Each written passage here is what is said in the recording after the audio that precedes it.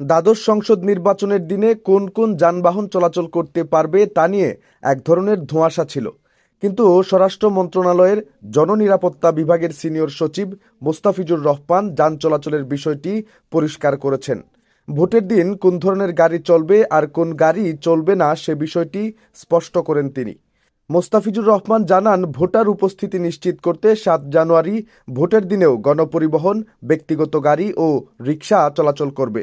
তবে motorcycle, microbus ও steamer চলাচল বন্ধ থাকবে। প্রত্যেক নির্বাচনের আগে যান চলাচলের বিষয়ে বেশ কিছু বিধিনিষেধ আরোপ করে নির্বাচন কমিশন। ৭ জানুয়ারি দ্বাদশ জাতীয় সংসদ নির্বাচন উপলক্ষেও সারা দেশে ৫ জানুয়ারি রাত ১২টা থেকে ৮ জানুয়ারি রাত ১২টা পর্যন্ত ৩ দিন নির্বাচনী এলাকায় গাড়ি চলাচলের ক্ষেত্রে কিছুটা শিথিলতা থাকবে বলে জানানো হয়। তবে কোন ধরনের গাড়ি চলবে তা নিয়ে একটা ধোঁয়াশা ছিল।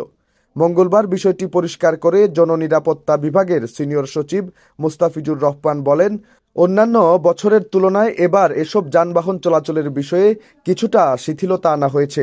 আসন্ন দ্বাদশ জাতীয় সংসদ নির্বাচনের দিন গণপরিবহন, রেগুলার লাইনের বাস ও প্রাইভেট কারের ওপর নিষেধাজ্ঞা থাকবে না। তবে মোটরসাইকেল, স্পিডবোট সহ বেশ কিছু যানবাহন চলাচলে নিষেধাজ্ঞা থাকবে।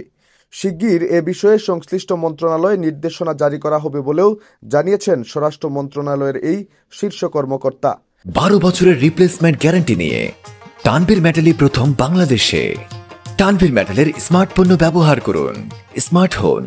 মঙ্গলবার রাজধানীর বঙ্গবন্ধু আন্তর্জাতিক সম্মেলন কেন্দ্রে নির্বাহী ম্যাজিস্ট্রেটদের প্রশিক্ষণ অনুষ্ঠানে তিনি এসব তথ্য জানান।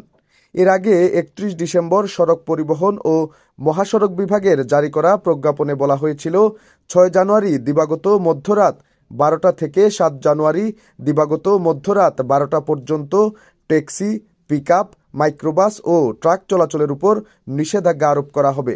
অবশ্য রিটার্নিং কর্মকর্তার অনুমোদিত গণমাধ্যম কর্মীদের মোটরসাইকেল চলাচল করতে পারবে বলে এর আগে জানিয়েছে নির্বাচন কমিশন।